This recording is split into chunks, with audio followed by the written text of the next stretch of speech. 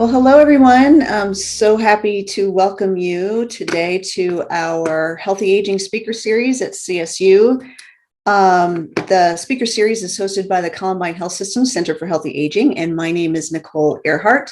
I'm the director of the center and a professor here at CSU. We're really excited to have some very special guests with us today, Dr. Nina Silverstein and Celeste Beaulieu from the University of Massachusetts, Boston. They are going to present some really interesting and exciting preliminary results from our gap analysis of age friendliness that we did earlier this semester. So we performed inclusivity and age friendliness climate survey in our campus.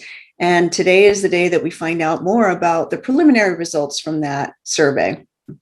So what I'd like to do from here is to share a few slides to provide some background, and then I will turn it over to our guests. Thanks so much again. Really excited to share some background about this movement that has been started at CSU and really across the globe called the Age Friendly University Global Network. What this is essentially a global network of age-friendly institutes of higher education who endorse and reflect in their campus activities the 10 age-friendly university principles. And these principles are reflected throughout their academic vision, the programs, policies, and partnerships that they form. And I will share a little bit more about CSU's journey to this point, but the 10 age-friendly university principles are listed here, and they include things like encouraging participation of older adults in all the university core activities, promoting personal and career development in the second half of life, recognizing that there are many needs and a high range of needs of educational needs of older adults, and so attempting to create intentional programming surrounding that, promoting intergenerational learning, increasing access to online learning opportunities for older adults, ensuring that the research agenda of the institution is informed by the needs of an aging society, increase understanding of the longevity dividend among students and other staff, engaging with the university's retired community, and also ensuring that there's regular dialogue with organizations that represent the interests of an aging population. So our journey really has started this semester, at least our purposeful journey. We've been thinking about this for many years, and others besides me have really created the desire to become an age-friendly university. But it also is very much aligned with our land grant mission, which is to offer access and opportunity to anyone with the motivation and ability to earn the degree.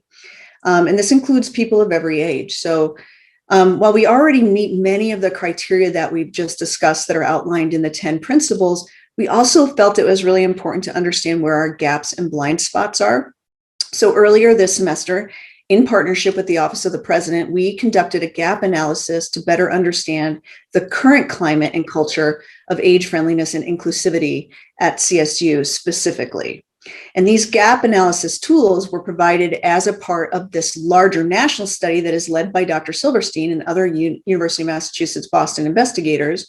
And we were able to use that survey and inventory tools to conduct our own campus age-friendly climate analysis.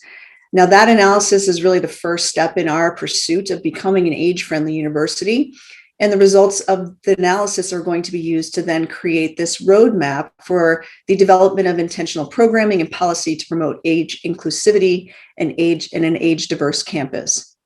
So with that, I am going to turn it over to Dr. Silverstein and Celeste to tell us a little bit more about their study and what CSU's preliminary results are. Thank you very much, Nicole. And Celeste, you're going to share our screen. That would be great. It's a great privilege and pleasure to be with you this afternoon. It's afternoon here in Boston. A little bit earlier, late morning for you. And this is a great opportunity to talk to you about a project that really is. We have just completed our data collection. So you are the first campus that we're actually able to provide some preliminary analyses to, and so we thank Nicole and Hannah for this invitation. But it's also by caution to say to you, these are preliminary data. and until we submit that final report to you to take it, to take it in that vein. So Celeste, may I have the next slide, please? I'd like to acknowledge, and Nicole had already mentioned that there's several investigators on this project. Our colleagues Susan Whitbourne and Joanne Montepar and Lauren Bowen. I do want to say to you that one of the what I found that what we did in a very intentional way is to make sure that people that are involved in this initiative are not just coming from people in gerontology or age-related health professions or areas that you would be the kind of the known suspects of people that would be in the aging network. We really wanted to make sure that people understood that this is really an all-campus kind of effort. And toward that end, we do have from the Department of English, our colleague Lauren Bowen, and it's been wonderful to be able to really, we pay a lot of lip service to interdisciplinary, but this project really has been interdisciplinary, and it's much stronger for it. And also, I want to thank Nicole and Hannah. They were our champions on your campus, and they were the ones responsible for actually collecting the data. So again, it's a great collaboration. And as Nicole mentioned, the study was supported by by RRF, the Foundation for Aging, which was formerly the Retirement Research Foundation. Celeste? Thank you. So what I would like to share with you today with Celeste, the background to our involvement with age-friendly universities, the movement, an introduction of a new conceptual framework. I'd like to talk to you about what our taking the pulse of age friendliness in higher education today, our study, what that's all about. Then talk to you about the inventory and campus climate survey tool development that Nicole mentioned with the two tools that they had utilized, and then provide you, for the first time ever, some preliminary findings of what we can what we can tell you about what we learned about your campus. And it's so important to, as Nicole mentioned in her introduction, the idea for what we're doing here is to give you a benchmark. Okay, just a starting point. So campuses in their establishment, it's not as if they said that they had those principles at the starting point and said, this is what we aspire toward. We're looking at campuses now through this lens of age friendliness. And then just saying, okay, well, where are we at this point, and where do we aspire to be? So our goal in this study is that campuses would take these individual campus reports, and these campus reports are just for you. They're not going to be published anywhere else. Our publication would be of thinking about all the campuses together and not identifying any one campus. So our goal is that we send you this internal report and that you use it for strategic planning purposes, which is exactly as Nicole had stated in the introduction. And then I want to just share with you what our next steps are in terms of getting our report to you, or what that should contain, and then also some additional resources that we have. Next slide, please. So I actually, as a past president of the Academy for Gerontology and Higher Education, I was first introduced to this whole concept of age-friendly universities by our colleague Joanne Montepar, who has really taken off big lead in terms of the multiple efforts that she's involved with toward this. So she brought this idea to me when she was chair of our academic program development committee for AGI, which is Academy for Gerontology and Higher Education. And I immediately gravitated toward it because I said, gee, this is something that I could see how our members, our member institutions would really get and embrace. So we endorsed at AGI in 2016 that as an association, we endorse the principles that the organization would aspire toward in terms of its membership. And then how could you be president of a national organization and go back to your own campus and not really bring that idea back to them. And so working through our faculty and then college and then provost and then chancellor, UMass Boston in 2017 became the first campus in the UMass system of 5 campuses to join the network. And then in 2019, and you can see how it takes a while to bring us to where we are today. In 2019, all I did was to organize a pilot study, and it wasn't funded. I call this my Tom Sawyer approach. I'm having a good time. Come along and join me. And I got a group of us together, a working group together, to do an audit of our campus, and that study was published in Gerontology and Geriatrics Education, and we did in-person interviews of 19 different administrators representing different departments across campus, and started to come up with our inventory statements. By August 2019, our UMass President's Office joined the AFU network, and in doing so, all 5 campuses of the network were joined. And then what we did was then we received a small grant from our college, and we started to develop a larger, building on the prior one, develop a larger pilot study, and expanded it to all 5 campuses of the UMass system. And that's where we started developing the tools that we're sharing with you today, with the funding that we received from the RRF for the current study. So the next slide, please.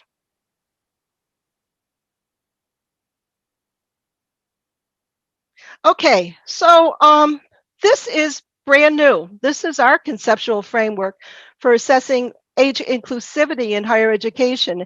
And it took a while to realize that what we were talking about is that age friendliness is really just, well, we're interpreting it as part of age inclusivity. And what we're looking at is the objective environment that we measure through the inventory, and the subjective environment that we measure through the campus climate survey. And the elements of the inventory, the objective environment that we're looking at, includes the academic environment, the workplace environment, and the physical environment. And we will note to you that in those 10 principles of AFU that Nicole shared, there is nothing about the physical environment in those principles. So we're really looking at it, and we're expanding our understanding of what we consider age friendliness. And in the subjective environment, we're looking at so here in the inventory, you have the administrators affirming what exists on campus, what the age-friendly campus practices are. In the climate survey, we have the constituents, and by constituents, we're looking at faculty, staff, and students. We're not just looking at students, we're looking at the whole campus community.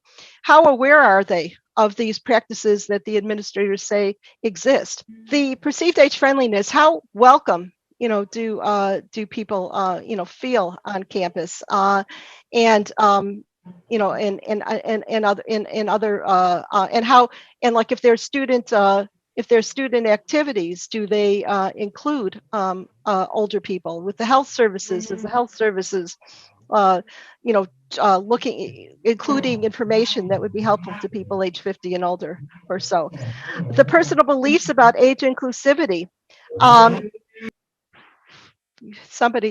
personal beliefs about age inclusivity really, get into feelings of, ageism, and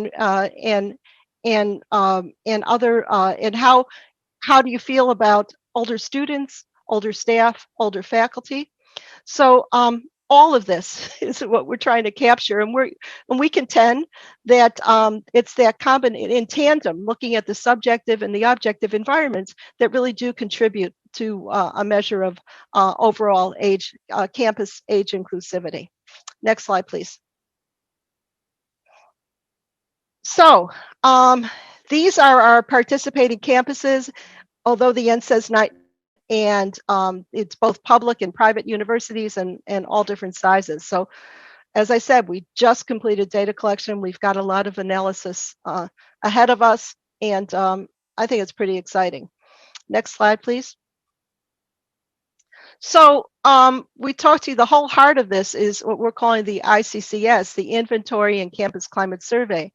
And as I started to explain, the inventory really is the campus practices from the administrator's perspective, okay, of what the objective saying that it exists or it doesn't exist.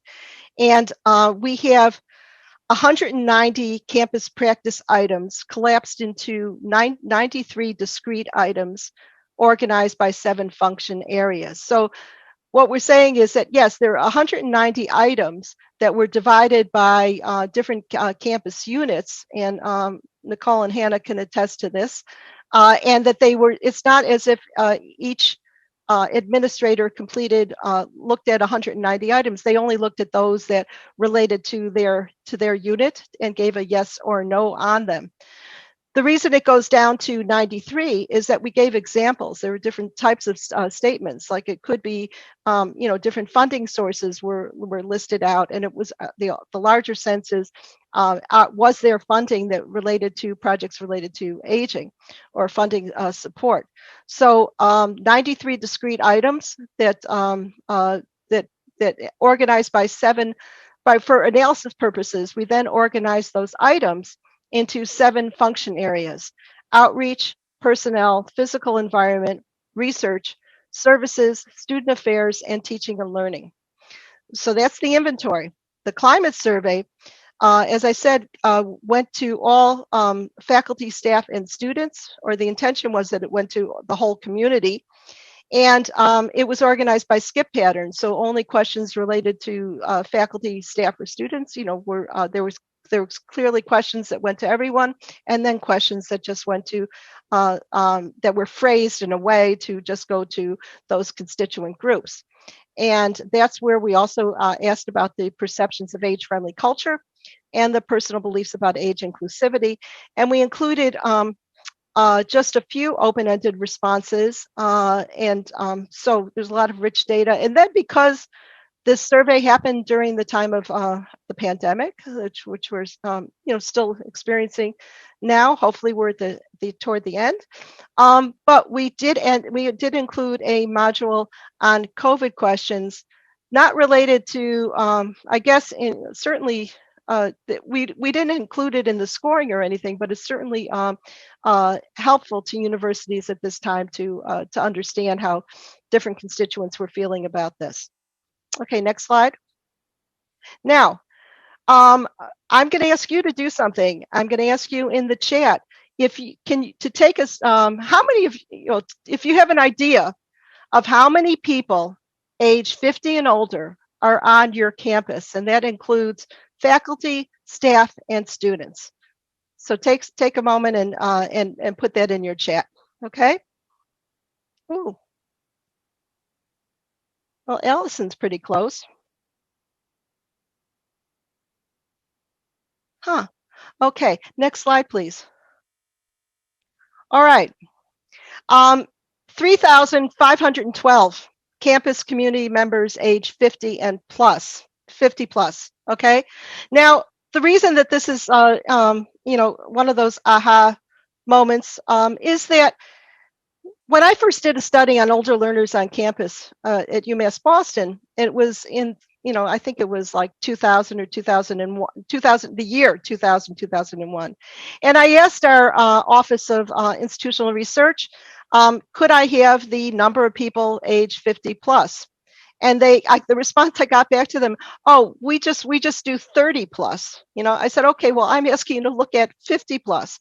So I'm saying that campuses don't even realize how many people they have over the age of 50, that they know that wasn't just asking the question and getting the information to you. I think it's very helpful for you to understand that currently on your campus, 3,512 campus community members are age 50 plus. All right. So, and this is coming from your inventory data, likely from your human resources and registrar information. And then here on this table, you also see by age, and you see by degree or non-degree students, the information that you shared with us. Okay, so now I'm going to turn it over to Celeste. Okay, so now I'll take you through some of the preliminary findings. First, our sample description. So this is just our respondents by role from the Qualtrics climate survey that was discussed earlier. So you can see we have a good number of faculty, staff, and students that all responded to the survey. And then of those faculty, staff, and students, we also broke it down by age. You could see that there are more students of the younger ages, and then as you go through older, there's more faculty and staff. And also there's a total of about 32% of our respondents were age 50 and older. All right. Okay, so I'm going to remind you about the inventory that Nina discussed earlier and the 7 functions that we broke down those 190 and then 93 items and campus practices by. So these are the general scores for each of those functions. And again, this is preliminary data. These numbers are really something to think of as a baseline and a starting point to go forward with.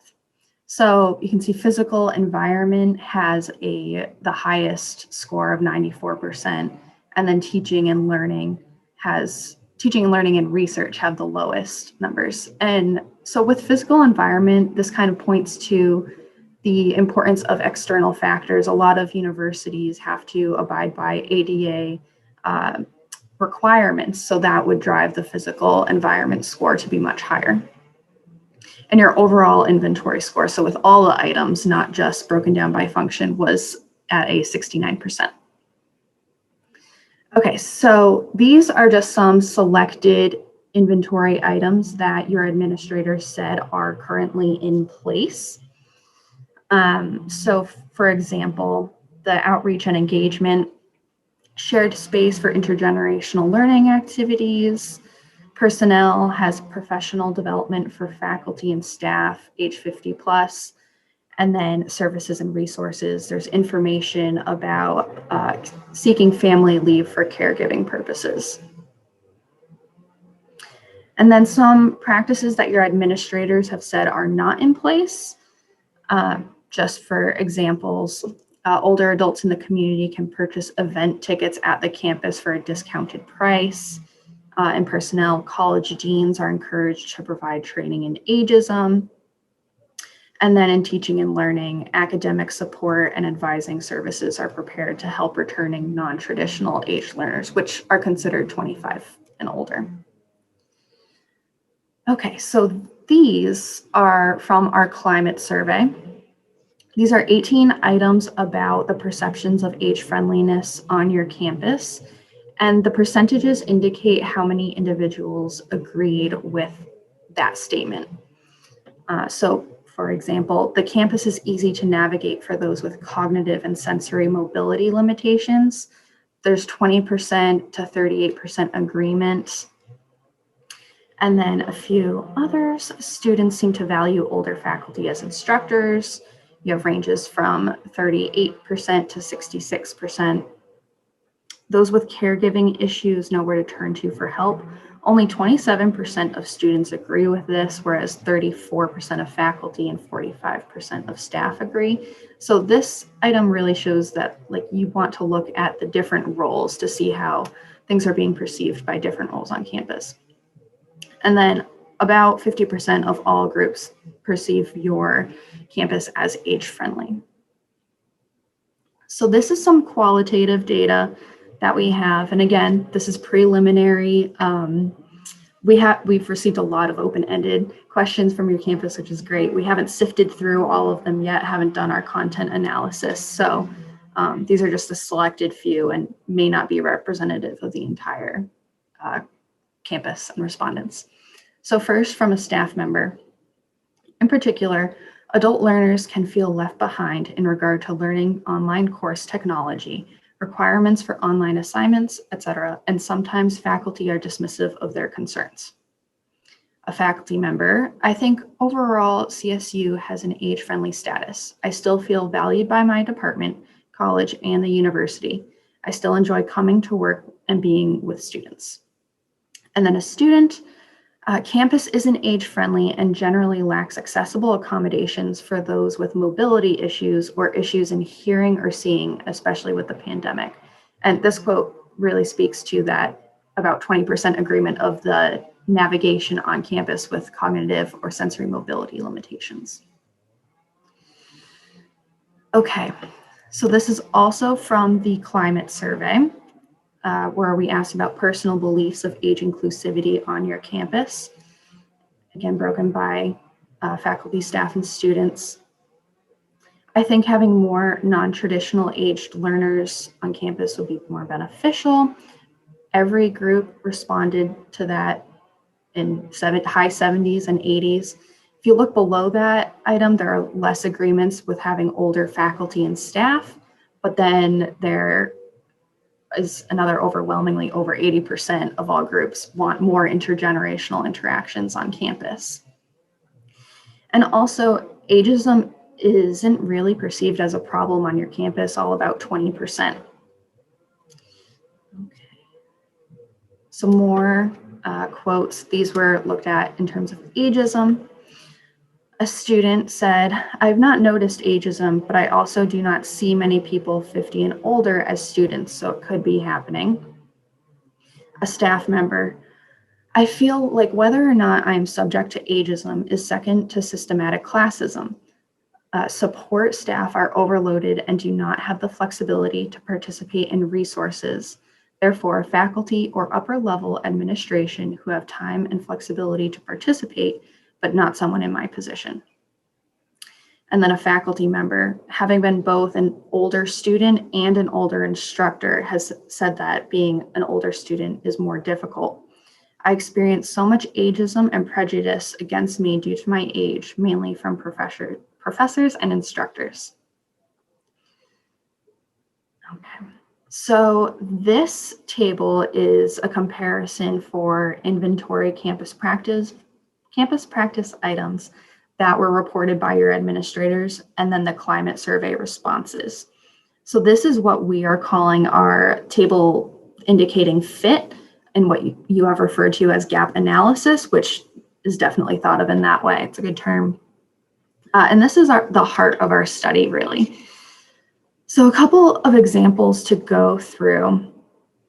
In physical environment, and indoor signs clearly label campus buildings, all about 40% agreement.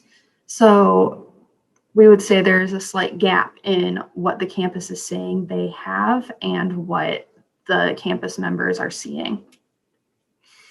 Information about how to seek family leave and excused absence for caregiving. Staff and faculty have 80 and 66% agreement, but then students have a 28% agreement. So again, we want to look at the roles and how students might not know a particular service is offered on campus, but other roles do. So then lastly, in teaching and learning, the administrators report that there are service learning opportunities to participate in, but only 35 to 39% of faculty and students agree. So increasing awareness of this might increase the opportunity for intergenerational interactions or other ways to increase age friendliness on campus. Okay, so this is the beginning of our COVID module. And again, COVID's beyond the scope of our study, but since everything was going on as we were collecting data, it made sense to add some questions, especially since it might end up relating to age friendliness. So these questions were added to the inventory first, the first section to HR, second section to the provost, and then third section to the student affairs. So faculty and staff were not expected to work on campus, allowed to work remotely due to medical or caregiving reasons, classes being held in person, remotely, and then in hybrid options. Seems very flexible.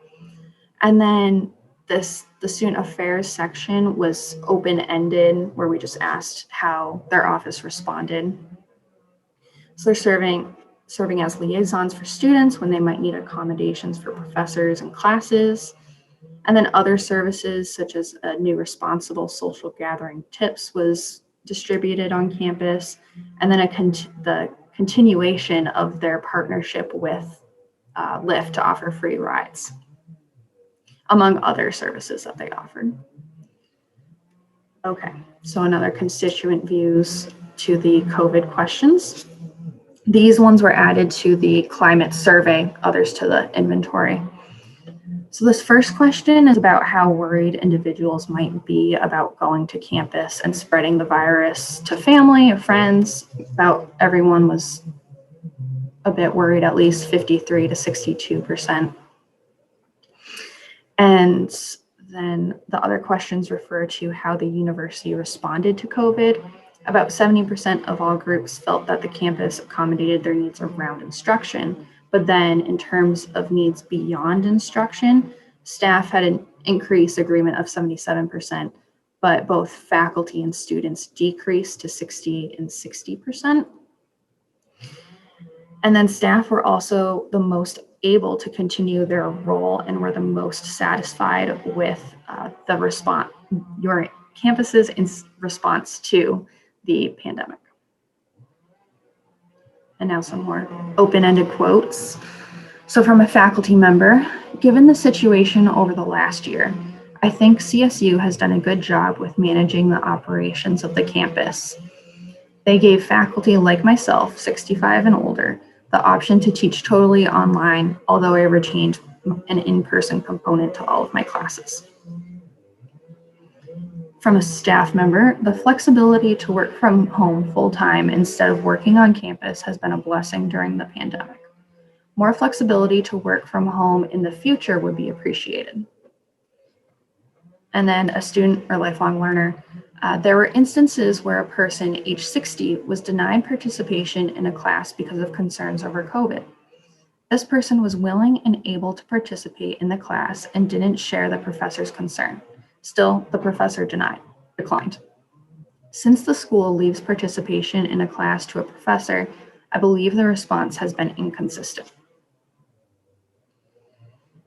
Okay, so these are just some quick view conclusions and recommendations since these are preliminary data. And you know your campus best and might see how different ways how this data can fit in. So first, you do have a very age diverse campus. As Nina said earlier, you have over 3,500 members over the age of 50 or 60. 50, okay. And then overall, your age-friendly campus practice score was 69%. And really, this is a baseline score that you can use in the future if you make changes, and you can use these materials to measure again. And intergenerational interactions are welcome on campus. The personal belief scale, more older learners were welcomed and more people wanted intergenerational interactions on campus. So some recommendations for the future would be to just increase awareness of some current age-friendly practices. So for example, the physical environment, just closing that bridge between what the campus says they have and the constituent groups do not perceive. And then offering workshops to professors, integrating older students with younger students, or reframing their teaching material to help reach students of all ages. And then ensure that aging is included as a part of your diversity requirements. Nina? Okay, thank you very much, Celeste.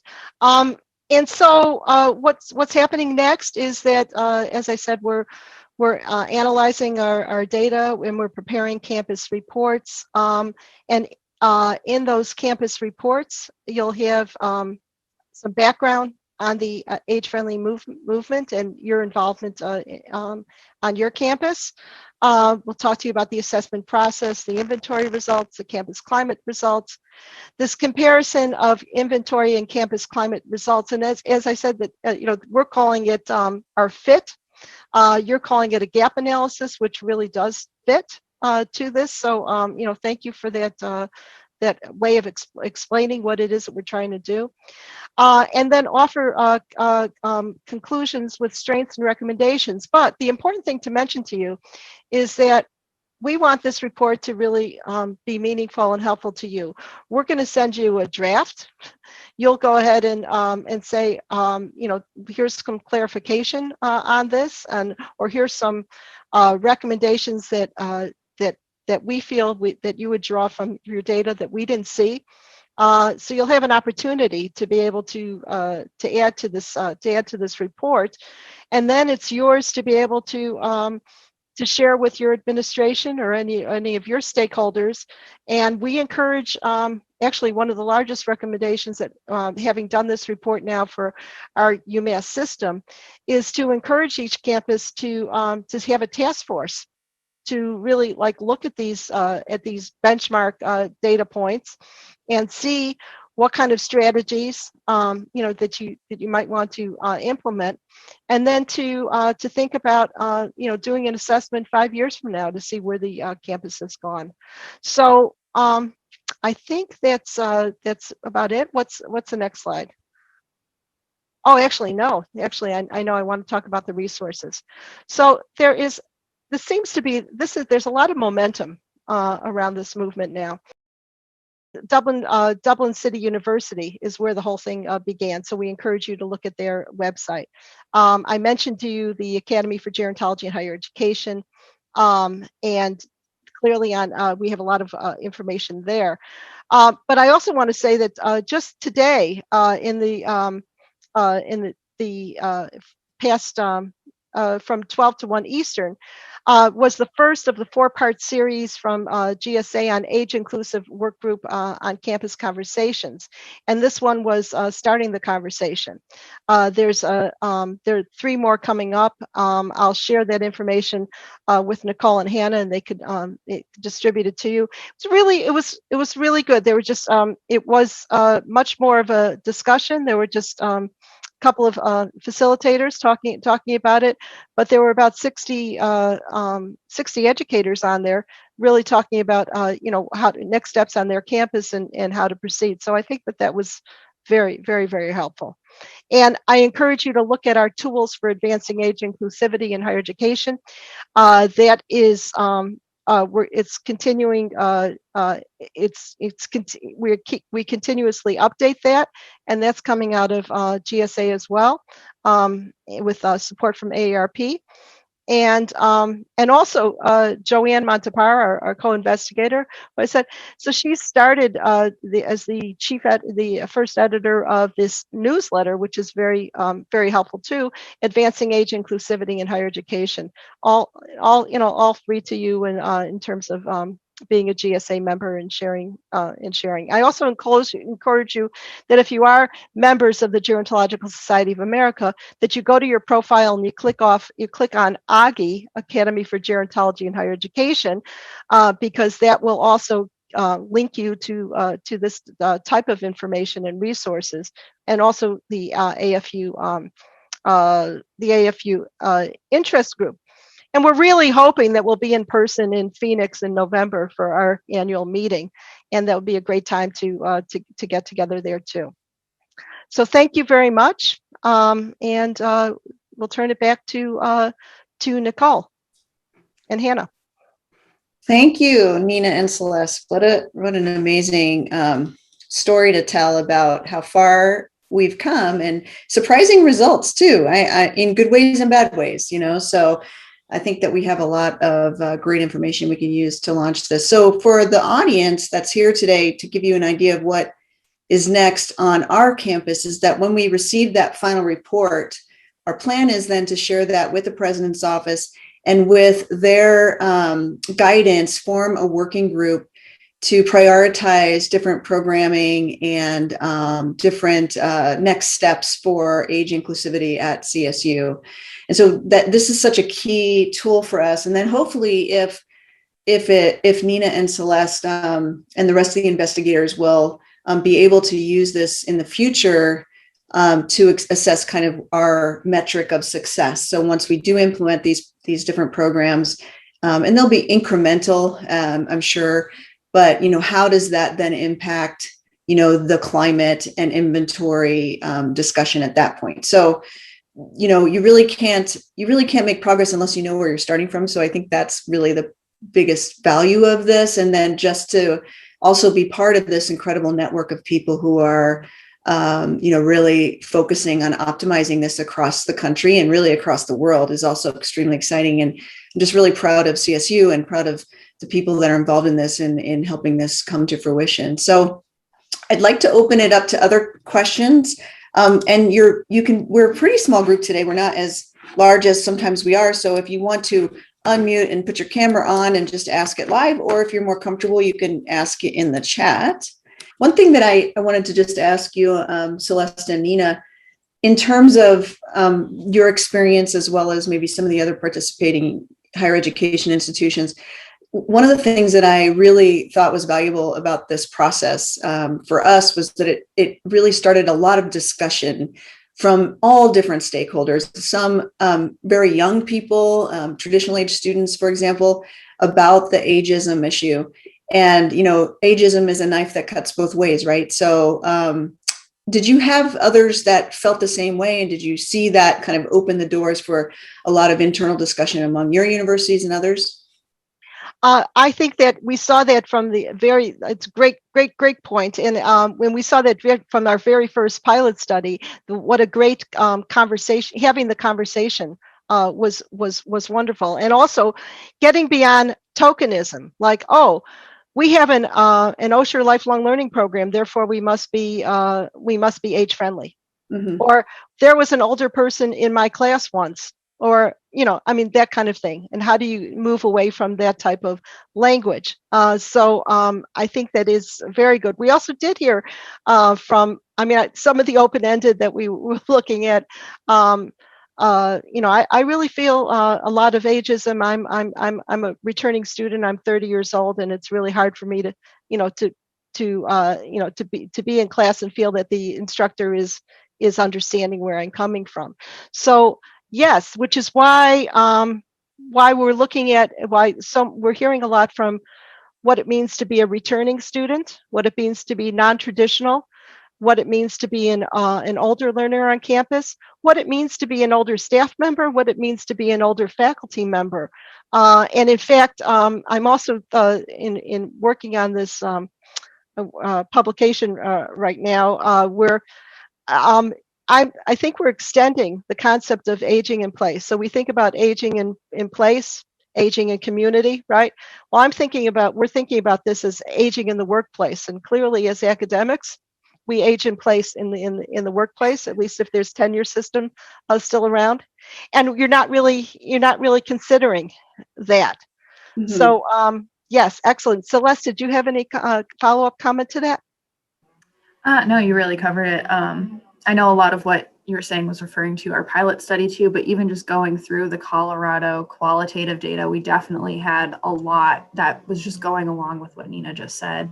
The reverse ageism, the age 25 to 30, 35 students having a difficult time in classrooms too. Yeah. Mm-hmm. The other point that I wanted to make is that Celeste had pointed out to you I know that slides had too much data on them, but we were excited about it. We wanted to share that with you. But yes, we had said that people do not perceive ageism on their campus, right? But so the next question is, what about in society? And those numbers are so it's like not on my campus, but very much so in society.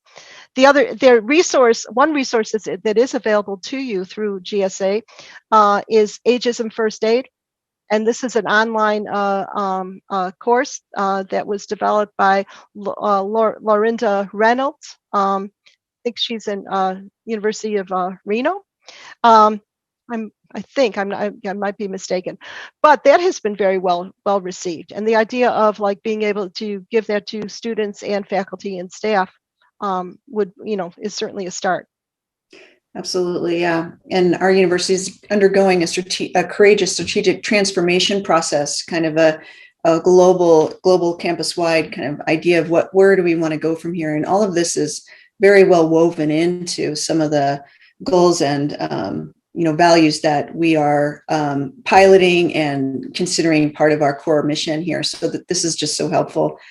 There's a question from one of our audience members about the response rate for faculty, staff, and students. What was the response rate? Do you know? You probably can't know that, can you? Okay, we could get in trouble for this one because I will know what I will say to you is that we're learning a lot about Qualtrics surveys and response rates.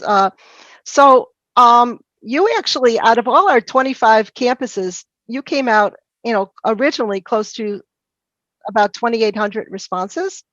Now, what you saw that we reported on was 1741, 1780, something like that. So actually, I understand the larger question, and I'll get to that in a second. But what I want to say to you about this is that we first eliminated people who took less than a minute, that they just kind of just opened it up and didn't go anywhere. We then also eliminated people who did not consent. And then we eliminated if you took less than 3 minutes because it turned out that the average was about 15 minutes to really get through the survey. And then we also eliminated people who Qualtrics said was spam. So we're just, we're learning that. Now, in terms of whether or not the response rate for your campus. So even with our UMass system, I said, okay, fine. Well, I know how many faculty, staff, and students are there, but we didn't have control of disseminating the links. We gave them to you. You then worked, each campus worked with different administrators or how they were disseminating it. We cannot be sure that everyone on campus actually received the link, or if they received the link that they were really, who was it coming from that they would actually complete it or felt that they needed to complete it. We did not offer incentives for completion. So I think it's a very good point. We cannot tell you. I mean, it's, I'm sure that that's probably less than 5% or something. I'm not sure about what your total campus community would be. We also had a problem on our campus and our system too, because the medical school has a lot of clinical faculty. It's like, and who knows if they were even going to, or adjunct people or whatever. So I don't know. Is there a suggestion for us as to? I'm guessing, and Jennifer, if you feel like unmuting and adding any detail, but my thinking was, we always think about what's the minimum response rate that gives you, a broad sense of, the constituents that you're trying to survey. So I'm imagining that might be kind of the genesis of the question, but if Jennifer's still here, she could ask more if she would like. Yeah, sorry, I'm multitasking here. It's always tough. I mean, I think everybody understands the challenges of doing a questionnaire survey like this in this format. I was just curious about your thoughts on the response rate. I was actually checking to make sure that it, I saw this in my inbox, so I do think it went out and was distributed widely. So I think you could probably provide an estimate with some assumptions, just to give a sense. But, I don't think it means it's fatally flawed, for sure. I mean, I think we all understand the challenges of what, these methods. Mm-hmm. And actually, and thank you for that, Jennifer. I actually think too that because I think another implication for taking this report is to start doing some focus groups with these different constituent groups too. And and is this an issue on our campus? How would we address it? Do we need to? Or one of the things that we don't have, I mean, from the inventory, we are taking the knowledge of the administrator that completed it. There's no test of validity there. I mean, do you start doing independent observers, or do you have two people in an office say that, yes, I agree this exists or not? So again, this was benchmark, and I think you're able to have enough to work with to get to, I'm sure that there are limitations to this. Yeah, and I love the idea of focus groups with the specific constituents and different types of groups to sort of get different varying perspectives on this. There's some other questions in the chat, and we have a little bit more time, so hopefully someone in the audience has some questions as well. But there were 3 questions that were sent to us by an individual ahead of time, talking about what will be our success indicators for achieving, sustaining both internal and external milestones. How are we going to model that behavior in our workplace and classroom settings and extend that to our customers and user groups externally? And then how are we implementing steps across our internal organizational framework to cultivate an age-friendly campus for CSU employees? And I love those questions. I think those are exactly the heart of what we want to do, is implement, model, and measure metrics of success. It's almost the way we've chosen to do this, at least for the moment, is to work a little bit backwards, which is, implementing steps by understanding where we're not doing a great job or where there's a lot of disagreement among different stakeholder groups, and trying to work that using the expertise of Nina, Celeste, and the investigators on this study and their guidance as to what has worked in terms of framework. And then again, using the tools to measure metrics of improvement or progress, or maybe even, lack thereof, or even sliding backwards at a regular interval. And so I think that the process for us at CSU is really just kind of nascent, and began with this. I think we've gotten a huge amount of information just even from this presentation. But as we get that final report, we're going to really be able to drill down a little bit further. Mm-hmm. So I hope that answers the question, those questions. But Nicole, excuse me if I may, but I want to say that we're all nascent in this. You are really you are pioneering in this effort, and we're all at this point where, okay, we've gone from looking at 10 principles to then trying to operationalize them, to then try to get a sense of of where what we're doing right now is, okay, well, these are the principles. How are people operationalizing them? What are those age-friendly campus practices? The idea of even being able to reach this point of being able to talk about what might be an age-friendly campus practice. I think what Celeste shared with you about caregiving is such an important one. Students just, some universities have policies on student absences that it has to be like, the death of an immediate parent or something, as opposed to, we heard of actually at the last, and not through our study, but in conversation, where during this time of COVID, and people are losing people left and right, and not being able to to have an excused absence for going to a funeral, or for not going for grieving, mm-hmm. During that time, that it wasn't an actual direct family member, So, there are things that we just haven't thought about yet. Yes. And it's bringing this to the attention. So, which is good, because it creates the conversation and the foundation with which we can make changes that benefit everybody. So, well, I do want to be respectful of your time, Celeste and Nina. And again, thank you both so much for taking the time to share this with us. Even as close as we were to like finishing up the survey, and for you to come on and share these preliminary details with us is just really, really appreciated. For the audience, we have recorded this, so we will provide the recording and make it available to you, as well as anyone that you would like to share it with. And we will continue to keep everyone in the loop through our website about our process. There have been people that have reached out to us on CSU campus that have told us they want to be involved in working groups. We hear you, and we can't wait to get some of these things started. So we will keep you posted on how we're doing. So thank you all again so very much for joining us. And we will see you next month for our next Healthy Aging speaker.